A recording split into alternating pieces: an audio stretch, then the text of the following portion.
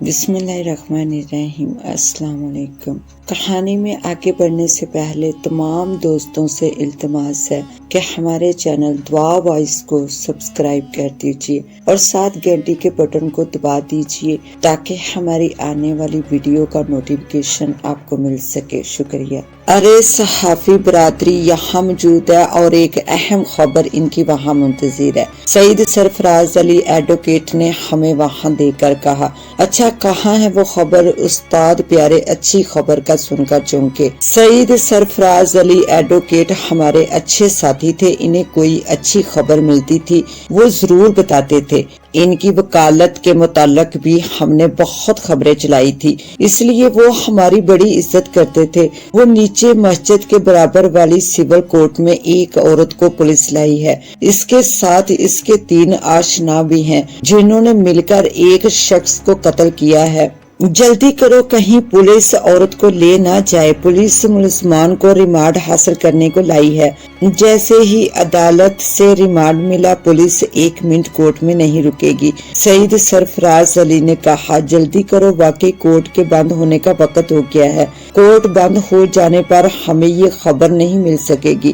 نعیم قریشی نے کہا، civil court کے باہر میدان میں ایک سزوکی کھڑی ہوئی تھی۔ میدان میں اگے ہوئے درخت کے نیچے چھاؤں میں ایک نوجوان عورت اور 3 نوعمر لڑکے جن کی ابھی داڑھی مونچھیں بھی نہیں نکلی تھی بیٹھے ہوئے تھے۔ ان کے ہاتھوں میں کڑیاں لگی ہوئی تھی تاکہ وہ کورٹ سے فرار نہ ہو سکیں۔ SHO صاحب کتنے دن کا ریمانڈ حاصل کیا ہے آپ نے؟ نعیم قریشی نے پوچھا۔ ابھی فی الحال 3 دن کا ریمانڈ ملا ہے، پھر 3 دن بعد ہمیں مزید ریمانڈ لینے کو آنا پڑے گا۔ یہ کام بڑا اچھا ہوگا کہ فوٹوگرافر بھی آگے ہیں۔ عدالت کی کچھ ایسی خبریں ہوتی ہیں جن کے ساتھ تصویر لگنا ضروری ہوتا ہے، اس لیے ہم نے فوٹوگرافر کو کہا ہوا تھا کہ جب بھی انہیں فرصت ملے ایک چکر عدالت کا ضرور لگا لیا کریں۔ تم لوگ بالکل اچھے وقت پر آئے ہو، ان کی تصویر بنا لو۔ استاد پیارے نے ان سے مخاطب ہوتے ہوئے کہا۔ حکم ملتے ہی فوٹوگرافر نے پوزیشن سنبھال لی۔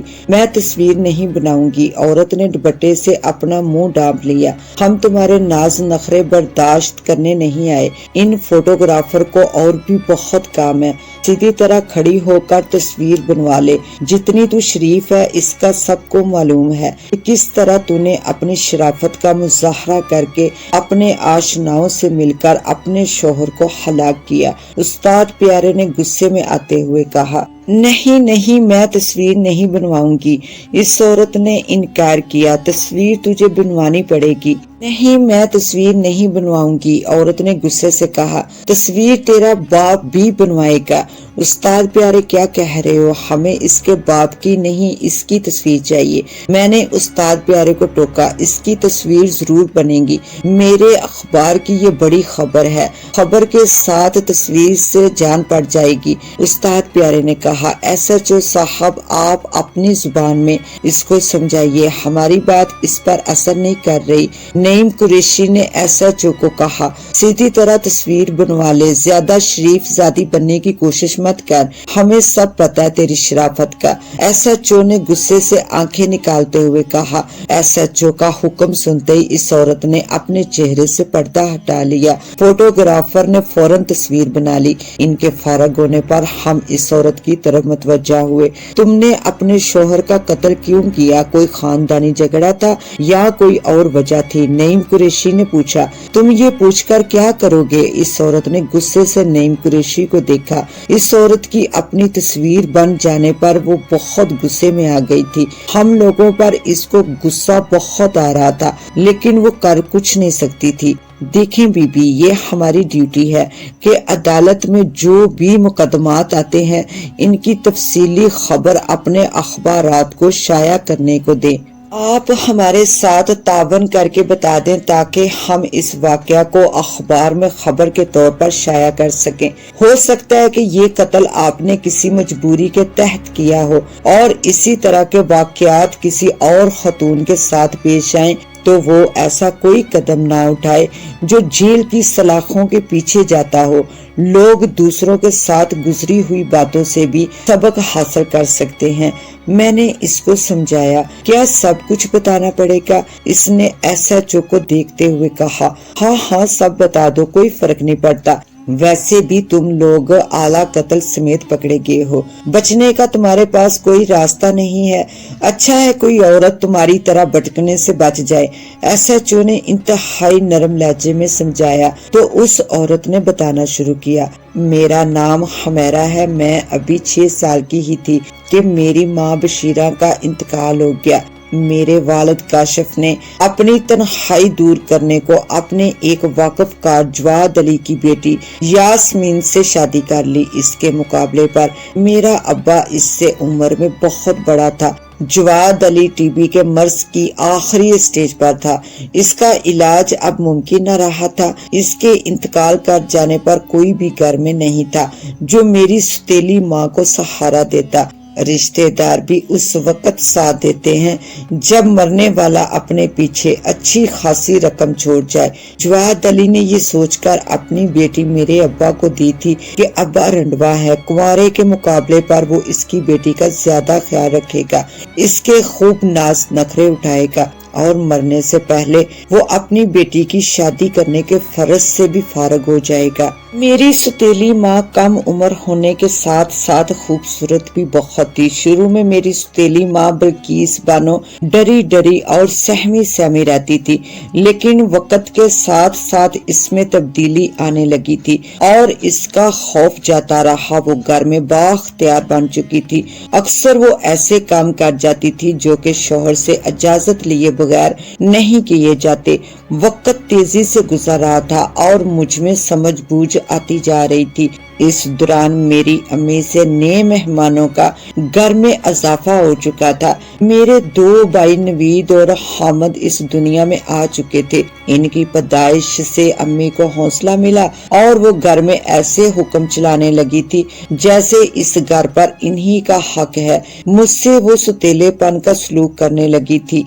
स्कूल से भी हटा दिया था, सिर्फ मदरसे जाने की इजाजत थी। मैं जब मदरसे से घर आती तो शाम हो जाती थी। वो खुद आराम से बैठी बनाओ संगार में लगी रहती और मुझसे घर का सारा काम कराती रहती थी। एक दिन मैं मदरसे से बच्चों की जल्दी छुट्टी हो जाने पर घर चली आई। घर का दरवाजा खुला हुआ था।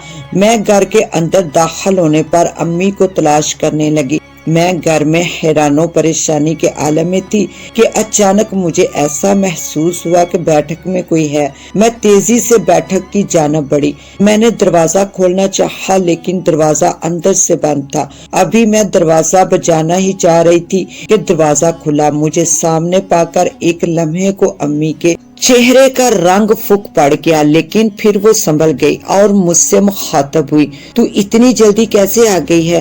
वो अम्मी, आज मौलवी साहब नहीं आए थे इसलिए सब बच्चों की छुट्टी हो गई। क्या मौलवी साहब वाकई नहीं आए थे या तू मस्जिद पढ़ने ही नहीं गई? अम्मी ने मुझे गुस्से से घूरा। नहीं अम्मी, वाकई मौलवी साहब नहीं आए थे। मैं अम्मी के इस तरह गुस्से से घूरने पर डर गई थी। अच्छा ठीक है, जल्दी से बर्तन धो ले। अम्मी ने बर्तनों की तरफ इशारा किया। इससे पहले कि अम्मी मुझ पर ज्यादा गुस्सा होती, मैं बर्तन धोने को बैठ गई। मुझे बर्तन धोता देखकर वो दोबारा से बैठक में चली गई। दूसरे दिन मदरसे जाते हुए मुझे बार बार ये ख्याल आ रहा था कि आखिर बैठक में कौन था? अम्मी ने कुंडी क्यों लगा रखी थी? मदरसे पहुंचने पर मालूम हुआ कि आज भी मौलवी साहब मदरसे नहीं आए। दूसरे बच्चों की तरह खुश खुश मैं भी घर लौट आई। आज भी कल की तरह घर का दरवाजा खुला था। अम्मी कमरे में मौजूद नहीं थी। अचानक मेरी रग तजस्सुस फड़की और मैं बेअख्तियार बैठक की तरफ चली गई। दरवाजा अंदर से बंद था। दरवाजे में ऐसा कोई सुराख भी नहीं था कि अंदर का मंजर नजर आ जाए। बैठक से बातें करने की आवाजें आ रही थी। मैंने कान लगाकर सुनने की कोशिश की, लेकिन अंदर जो बातें हो रही थी इनका सही तरीके से मफहूम समझ में नहीं आ रहा था। मैं तजस्सुस के सबब देखना चाहती थी कि अंदर कौन है और क्या बातें हो रही हैं। अम्मी ने दरवाजा अंदर से क्यों बंद किया हुआ है? अचानक मुझे याद आया कि छत पर एक बड़ा छेद है जिसमें से اکثر بارش کے دنوں میں بارش کا پانی بیٹھک میں جمع ہو جاتا ہے۔ میں تیزی کے ساتھ سیڑھی کے ذریعے بیٹھک کی چھت پر چڑھ گئی اور اس چھید کے اندر سے نیچے کو جھانکا۔ ستیلی امی کسی نوجوان کے ساتھ چارپائی پر باتوں میں مگن تھی۔ کچھ دیر تک میں یوں ہی یہ منظر دیکھتی رہی اور پھر میں اس منظر میں کوئی کشش نہ دیکھ کر خاموشی سے نیچے اتر گئی۔ کھانے کے استعمال شدہ برتن صاف ہونے کو رکھے ہوئے تھے۔ میں خاموشی سے برتن دھونے لگ گئی۔ برتن دھلنے کی آواز سن کر ماں کو کچھ شک گزرا اور فوراً سے بیٹھک سے باہر نکل آئی اور مجھے برتن دھوتا دیکھ کر وہ میرے پاس آئی۔ تو اس وقت یہاں کیا کر رہی ہے؟ تجھے مدرسے میں ہونا چاہیے تھا، وہ غصے سے بولی۔ امی مولوی صاحب آج بھی چھٹی پر ہیں۔ میں نے کہا اس مولوی کے بچے کو بھی بہت چھٹیاں کرنے کی عادت ہو گئی ہے، مدرسے والوں کو چاہیے کہ وہ کسی اور مولوی کا انتظام کر لیں۔ یہ کہتے ہوئے وہ پھر دوبارہ بیٹھک میں چلی گئی۔ ان کے بیٹھک میں جانے پر میں برتن دھونے میں مصروف ہو گئی۔ مجھے اب تجسس ہو چلا تھا کہ یہ شخص کون ہے۔ اس سے پہلے میں نے اسے کبھی نہیں دیکھا اور میری ستیلی ماں کو کیوں اس نے اپنی باہوں میں لیا ہوا تھا۔ میں اکثر ہفتے میں 1 یا 2 بار ضرور جلدی آ کر چھت پر چڑھ جاتی اور اس چھید سے ان کی حرکات و صنعت کو بغور دیکھتی رہتی۔ اس وقت میری سمجھ میں کچھ نہیں آتا تھا کہ میری امی اس شخص کے ساتھ کیا کرتی ہے، لیکن پھر میری سمجھ میں آنے لگا تھا کہ یہ سب کیا چکر چل رہا ہے۔ میں نے ڈر کے مارے ابا کو اس لیے نہیں بتایا کہ ستیلی ماں مجھے اپنا راز کھولنے پر بہت مارے گی۔ میری عمر جیسے جیسے بڑھ رہی تھی میری ستیلی ماں کی فکر بڑھتی جا رہی تھی۔ شاید اس کو یہ خوف تھا کہ کہیں میں اس نوجوان کے گھر آنے کا ذکر نہ کر دوں۔ یہ بات محلے والوں سے کہاں چھپ سکتی تھی۔ محلے میں بھی باتیں ہونے لگی۔ یہ بات ابا تک بھی پہنچ گئی کہ کوئی نوجوان اس کی غیر موجودگی میں آتا ہے اور بلقیس بانو کا اس کے ساتھ کوئی چکر چل رہا ہے۔ ایک رات میں صحن میں سو رہی تھی کہ اچانک شور سے میری آنکھ کھل گئی۔ امی اور ابا کے درمیان کسی بات پر جھگڑا ہو رہا تھا۔ میں نے غور سے ان کی بات سننے کی کوشش کی۔ محلے والے جھوٹ بول رہے ہیں کیا؟ ابا زور سے گرجا۔ ہاں 10 بار کہوں گی وہ جھوٹ بولتے ہیں۔ امی بھی اسی لہجے میں چیخی۔ ٹھیک ہے، میں خود چیک کروں گا۔ جس دن تم رنگے ہاتھوں پکڑی گئی میں تجھے اور تیرے آشنا کو قتل کرنے میں دیر نہیں لگاؤں گا۔ ابا نے سختی سے کہا۔ ہاں قتل کر دینا، میں ڈرتی نہیں ہوں، امی نے کہا۔ ابا کو محلے والوں کی زبانی سب خبر لگ گئی تھی۔ اس نے خود اس نوجوان کو بیٹھک سے نکلتے دیکھ لیا تھا جو ہمارے گھر آیا کرتا تھا۔ ابا بھی مجبور تھا، اس کو اپنی خوبصورت بیوی سے بہت محبت تھی۔ امیر لوگوں کو اس عمر میں بھی جوان بیوی مل جاتی ہے، لیکن غریب لوگوں کو بیوہ عورت ملنا بھی مشکل ہوتی ہے۔ وہ اپنی بیوی کی اس حرکت پر سخت غصے میں تھا، لیکن وہ اس کو طلاق دینے کی غلطی نہیں کر سکتا تھا۔ ابا کا امی کو ڈانٹنے کا ایک ہی مقصد تھا کہ کسی طرح وہ اس نوجوان لڑکے سے ملنا بند کر دے تاکہ محلے والوں کی زبانیں بند ہو جائیں۔ امی بھی ضد کی پکی تھی۔ اس کو جس کام سے منع کیا جاتا تھا وہ ضرور کرتی تھی۔ کچھ دیر تک کمرے میں خاموشی رہی، پھر کمرے سے ابا اور امی کے زور زور سے ہنسنے کی آوازیں آنے لگی۔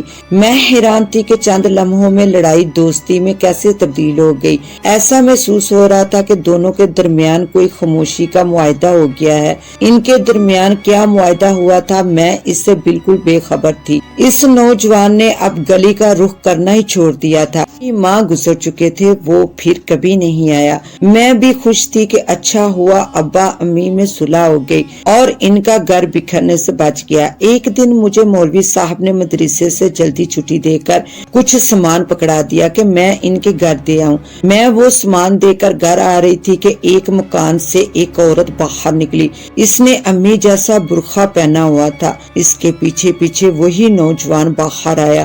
دروازے کو تالا لگا کر وہ ایک طرف کو نکل گیا۔ وہ عورت بازار کی طرف چلی گئی۔ مجھے شک سا ہوا کہ دیکھوں یہ عورت کون ہے۔ میں خاموشی سے اس کا پیچھا کرنے لگی۔ اس عورت نے سبزی والے سے سبزی خریدی اور آگے کو چل دی۔ جب چلتے چلتے وہ عورت ہماری گلی میں داخل ہوئی تو میں حیران رہ گئی کہ یہ تو میری ستیلی ماں ہے۔ جب وہ گھر میں داخل ہوئی میرا شک یقین میں بدل گیا کہ یہ میری ستیلی ماں ہی ہے۔ میرے گھر میں داخل ہونے پر میری ستیلی ماں تیر کی طرح میری طرف لپکی اور میری چٹیا پکڑ पकड़ कर कमरे में ले गई। क्यों री कुलमुई, मेरा पीछा क्यों कर रही थी? मैं तो घबरा सी गई और मेरे मुंह से कोई लफ्ज नहीं निकल रहा था। मेरा राज जानना चाहती है कि मैं दिन में कहाँ कहाँ जाती हूँ और अपने किस किस यार से मुलाकात करती हूँ। इसने गुस्से से आंखें निकालते हुए कहा, नहीं मैं तो बोल झूठ, झूठ बोलना तेरी पुरानी आदत है। इसने मेरे गाल पर चुटकी ली। मैं सी करके रह गई। कान खोल कर सुन ले, इस राज को किसी के आगे मत कहना, इसमें तेरे अब्बा की ही बदनामी होगी। इसने ही मुझे मशवरा दिया था कि मैं अपने यार से बाहर मिल लिया करूं कि मोहल्ले वालों की जुबानें बंद रहे। मेरी बात को झूठ समझ रही है तो शाम को अपने अब्बा से खुद पूछ लेना। अम्मी ने एक झटके से मेरी चुटिया छोड़ दी। आज के बाद मेरा पीछा न करना वरना मुझसे बुरा कोई ना होगा। अम्मी, मैं मौलवी साहब के घर सामान देने गई थी। मैंने हिम्मत करके बात कहती, क्यों मेरी इस प्यारी बेटी को परेशान कर रही है? मौलवी साहब के घर सामान देने ही गई थी। इस पर इतना गर्म होने की कौन सी बात है? अब्बा की आवाज पर मैंने पलट कर देखा। अब्बा मस्कीन सूरत बनाकर अम्मी को देख रहे थे। इसको समझा देना कि मेरा पीछा ना किया करे वरना मैं घर छोड़कर चली जाऊंगी। अम्मी ने गुस्से से कहा, ना तुम घर छोड़कर नहीं जाना, ये तुम्हारा पीछा नहीं करेगी। घर छोड़ने की धमकी पर अब्बा का चेहरा फूक पड़ गया था। तू जा बाहर सहन में खेल ले। अब्बा ने मेरे सर पर शफकत भरा हाथ फेरा। मैं खामोशी से कमरे से बाहर सहन में आ गई। उस दिन से अम्मी का रवैया मुझसे बड़ा खराब रहने लगा। वो बात बात पर झिड़कती रहती थी। इस तरह की हरकतें करके वो समझती थी कि मैं इससे डरती रहूंगी और किसी के आगे इसका राज फाश नहीं करूंगी। मेरी उम्र अभी मुश्किल 16 साल हुई थी कि अम्मी को मेरी शादी की फिक्र लग गई। इसकी ख्वाहिश थी कि मैं जितनी जल्दी हो अपने घर की हो जाऊं। अब्बा भी अम्मी की हाँ में हाँ मिलाने में कोई मौका हाथ से जाने नहीं देते थे। अम्मी ने मेरा रिश्ता अपने एक 40 साल कजन से कर दिया। मैंने इस शादी से लाख इनकार किया लेकिन वो मेरी कहाँ सुनने वाली थी। इनका ख्याल था कि बड़ी उम्र के लोग लड़की का ज्यादा ख्याल रखते हैं। रिश्तेदारों ने इस रिश्ते की बड़ी मुखालफत की और अब्बा को समझाया कि कुछ सब्र कर लो, अपनी बरादरी में ही लड़की की उम्र का लड़का मिल जाएगा, फिर शादी कर देना। लड़की कौन सा घर से भागी जा रही है। लेकिन अब्बा ने किसी की कोई परवाह ना की और खामोशी से मेरा निकाह काशिफ से करवा दिया।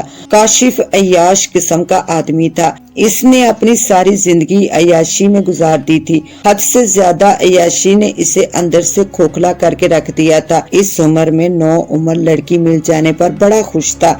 इसकी जवानी की उम्र जैसे जैसे ढलने लगी थी मुझ पर निखार आने लगा था। मोहल्ले में जब भी बाहर निकलती थी नौजवानों की नजरें मुझ पर मरकूज हो जाती थी। नौजवानों को अपनी जान मतवज्जा पाकर मैं बहुत खुश होती थी। मेरे शौहर काशिफ की तेल की दुकान थी। इस इलाके में सबसे अच्छी चलती थी। वो ताज़ा तेल निकाल कर देता था। दुकान ज्यादा बड़ी ना होने की वजह से मुख्तलिफ बीज जिनसे तेल निकलता है वो घर पर ही रखता था। घर से सामान लाने और ले जाने के लिए इसने मुहल्ले के एक 9 उम्र लड़के इमरान को रखा हुआ था। वो जब भी घर आता चोर निगाहों से मेरे सरापे को टटोलता रहता।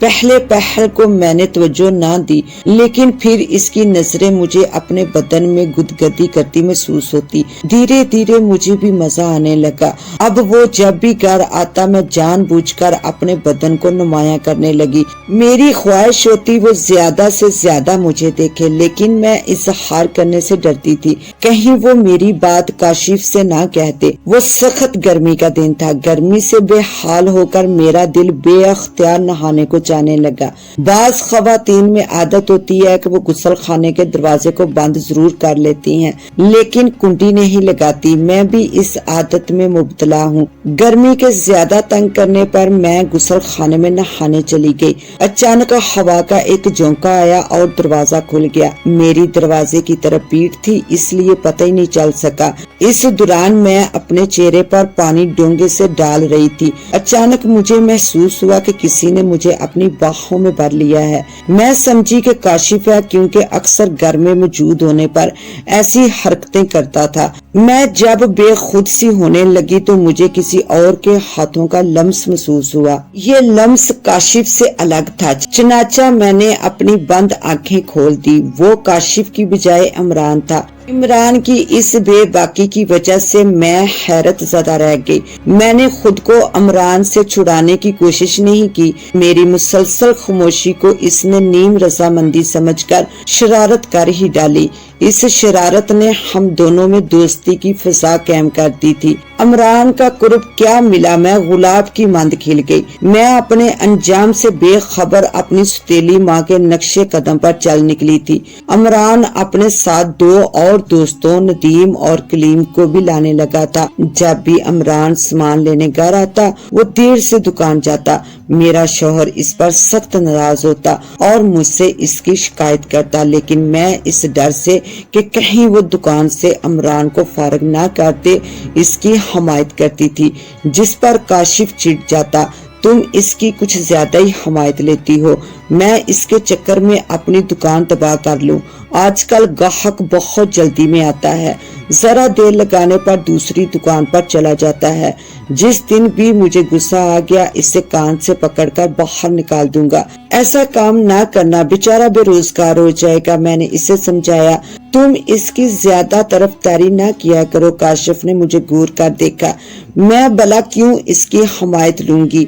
मैं इसलिए कह रही हूँ कि अतमाद का लड़का है, दूसरा कोई मुलाजिम पता नहीं कैसा आ जाए, दुकान में पैसों की हेर फेर कर दे। बस ठीक है, आइंदा इसकी ज्यादा वकालत नहीं करना। सच्ची बात पता नहीं क्यों तुम्हें कड़वी लग रही है। मैंने जल बुनकर कहा। मैं किसी सूरत नहीं चाहती थी कि इमरान को मेरा शौहर दुकान से निकाल दे। उस दिन वो बात रफा दफा हो गई और मैं भी इस वाकया को भूल गई कि उस दिन क्या हुआ था। दिन अच्छे गुजर रहे थे, मैं जैसा चाह रही थी वैसा ही हो रहा था। एक दिन इमरान अपने दोनों दोस्तों के साथ घर आ गया। इमरान ने मुझको बेअख्तियार बाहों में भर लिया। अचानक मेरा शौहर काशिफ आ गया। हमें इस हालत में देखकर इसका चेहरा गुस्से से सुर्ख हो गया। इसकी आंखें शोला बार हो रही थी। बेशर्म बेगैरत, मेरे पीछे दिन में ये रंग रलियां मनाती है। मैं भी कहूँ कि तू इमरान की इतनी तरफदारी क्यों करती है? काशिफ गुस्से से बुरी तरह कांप रहा था। काशिफ कुल्हाड़ी लेकर हम दोनों पर वार करने को लपका। अभी इसकी नजर नदीम और कलीम पर नहीं पड़ी थी। वो इसके इरादे बांप चुके थे। उन्होंने बड़ी फुर्ती का मुजाहरा करके काशिफ पर हमला करके कुल्हाड़ी छीन ली। इससे पहले कि काशिफ संभलता, मैं, नदीम और कलीम ने काशिफ को मजबूती से पकड़ लिया। इमरान ने कुल्हाड़ी के कई वार करके काशिफ को हलाक कर दिया। काशिफ के खून के निशान हम चारों के कपड़ों पर लग चुके थे। हमारे हक में यही बेहतर था कि इस जगह को फौरी छोड़ दें। हम अभी यहाँ से फरार होने का मंसूबा ही बना रहे थे कि मोहल्ले के लोग शोर शराबे की आवाज सुनकर घर में दाखिल हो गए और हम फरार होने से पहले ही गिरफ्तार हो गए। और आज पुलिस हमें रिमांड लेने के लिए अदालत लेकर आई है। इस कत्ल से हम किसी तरह भी इनकार नहीं कर सकते, इसलिए कि इसके चश्मदीद गवाह मोहल्ले वाले मौजूद हैं। इस औरत की कहानी सुनकर नईम कुरैशी ने कहा कि हम आपकी ये कहानी जरूर शाया करेंगे, शायद कोई और शख्स भटकने से बच जाए और ऐसा गलत कदम हरगिज ना उठाए जो तुम सब ने मिलकर उठाया। कोई शक नहीं, बुराई का अंजाम हमेशा बुरा ही होता है। इसके साथ ही अपनी होस्ट दुआ वाइस को दें इजाजत। मिलते हैं इंशाल्लाह न्यू वीडियो में, तब तक के लिए अल्लाह हाफिज।